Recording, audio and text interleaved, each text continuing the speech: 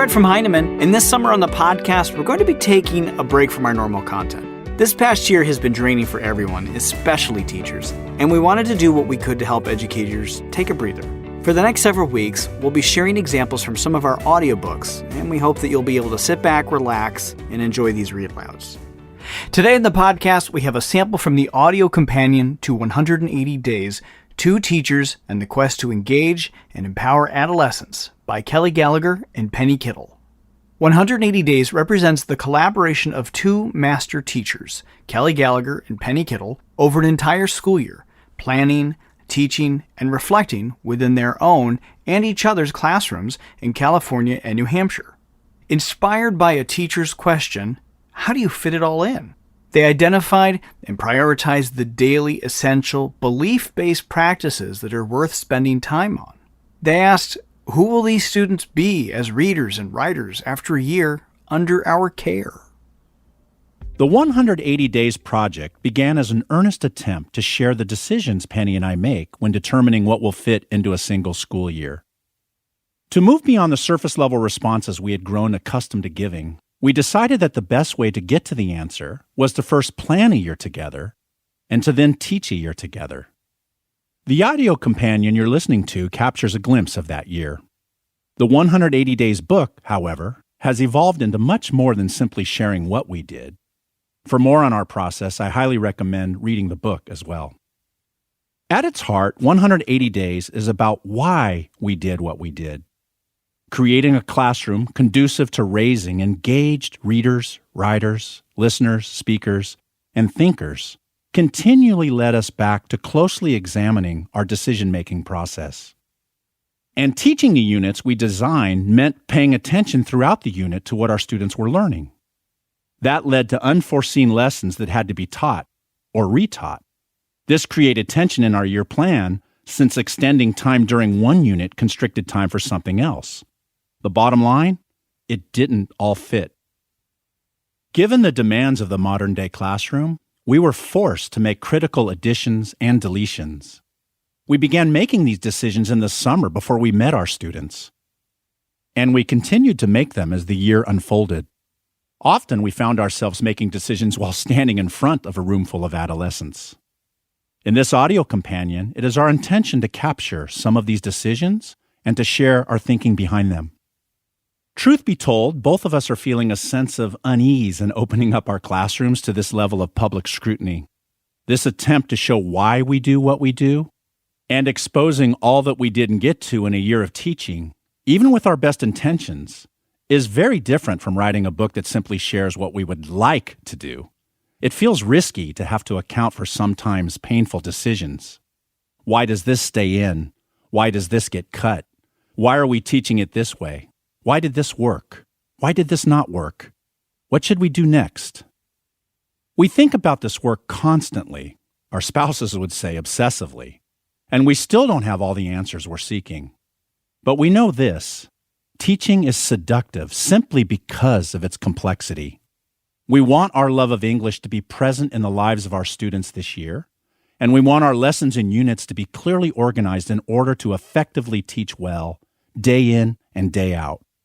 We invite you to share the journey with us in this audio companion, as well as the 180 Days book, and even online, where you will find videos of our team teaching, conferences with our readers and writers, and planning discussions we held throughout the year. Our two schools. When Kelly first walked into my classroom, he scanned the 6 round tables with 4 chairs each and asked, "Where do all the rest of the students sit?" Classes are small or just right in my school, a product of declining enrollment and administrative determination to provide excellent conditions for learning. 10 years ago, I taught 34 seniors squeezed into a portable on the back lot behind an overcrowded, crumbling 1923 building. In 2007, a new high school was built, creating new opportunities for the use of space. I have almost 2,000 books organized into categories like a bookstore, in tall shelves that rim my classroom. My walls are painted with bright colors. My classroom is a warm and inviting place. My school has a vibrant career and technical center and the Little Eagles preschool playground, is outside the windows along one wall. When the weather cooperates, my students work next to the squeals and giggles of 4- and 5-year-olds. The school is built on a hill, 1 mile from the center of a small collection of towns, and is surrounded by forest. Black bears occasionally wander through the parking lot. When I first stepped from the blazing California heat into the dark of Kelly's classroom, the first thing I noticed was books and the annoying buzz of the air conditioner. Kelly also has an extensive classroom library organized by categories. The second thing I noticed was lots and lots of students, 38 of them in Kelly's 9th grade class. Students are jammed into desks from one side of the classroom to the other, which is why Kelly strongly encourages the regular use of deodorant. Kelly's portable classroom is wedged into the back of the school. Unlike Kennett High School, Magnolia High School has received only superficial facelifts over the years, and it shows. Kelly's portable has drab beige walls made of cloth-like material, thus making them impossible to paint. The school, located in the center of urban sprawl, has mostly concrete grounds with little vegetation. There is zero chance that a black bear will wander through the parking lot, though stray dogs are not uncommon. After our initial visits to each other's classrooms, we were intrigued by our different teaching worlds, and these visits led us to consider some interesting questions. In what ways would a 9th grade year in New Hampshire look the same as a 9th grade year in California? In what ways would they look different? What is common no matter where you teach? How will our very different environments shape our decision-making? How will the difference in the hours we have to teach students affect our decision-making? What kind of cross-country collaboration might occur between our students? How might our kids benefit from this collaboration? We knew it would be easier to continue to do what we have done for years. But after visiting each other's classrooms, we could see that a collaboration would challenge our thinking and our practices. These questions would push us both to new understandings of teaching and learning. How this audio companion is framed. The rest of this audio companion is divided into 6 sections. The first section, Planning the Year, takes you through the process we used, and you might consider, to plan a year of teaching. 1. Start with beliefs. 2. Map a year of reading. 3. Map a year of writing. Unlike the 180 Days book, this audio companion is organized chronologically, which means the 4 sections after Planning the Year correspond with the 4 quarters of the school year. In those 4 sections, we detail the decisions we made in 4 discourse studies: narrative, informational, argument, and multi-genre.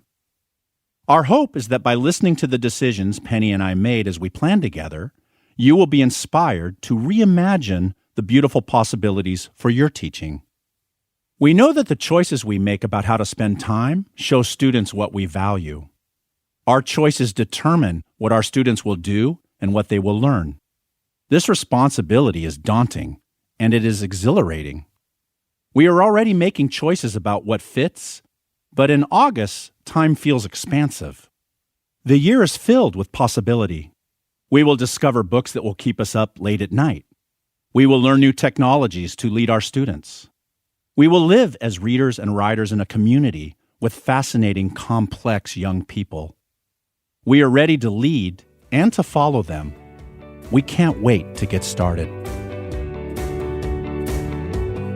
We hope you have enjoyed this week's audiobook sample. If you'd like to hear more, you can head over to our new audiobooks feed where you can browse our full catalog and listen to more samples. Just search for Heinemann Audiobooks wherever you listen to podcasts.